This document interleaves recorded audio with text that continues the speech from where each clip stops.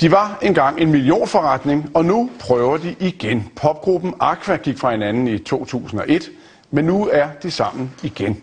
Deres helt nye single er netop på vej, men vejen tilbage er ikke overstrøget med roser. Anmelderne er nemlig langt fra tilfredse. Endnu en gang er de klædt ud. René Dif, Lene Nystrøm, Claus Norén og Søren Rarsted. Medlemmerne af Aqua. Vi kan et eller andet, vi fire. De var også en regulær hitmaskine i 90'erne. Med hits som Dr. Jones, Turn Back Time. Hittene blev en millionomsætning, og nu prøver de igen. Som lytter skal man være lidt kritisk og tænke, er det fordi vi får noget nyt musik, der rent faktisk vil noget, eller får vi bare noget mere af den samme vare, som vi har hørt før?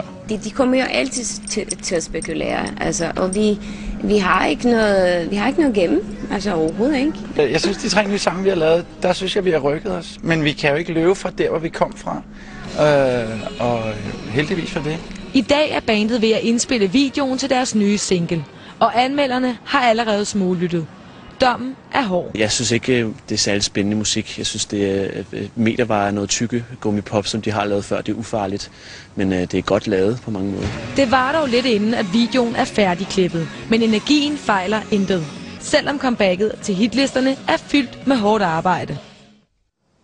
Aqua har været jorden rundt 6 gange, ligget som nummer 1 i mere end 35 lande og har solgt over 28 millioner plader og singler. Det betyder, comeback eller ej, så har Aqua stadig titlen som Danmarks mest succesfulde musikgruppe.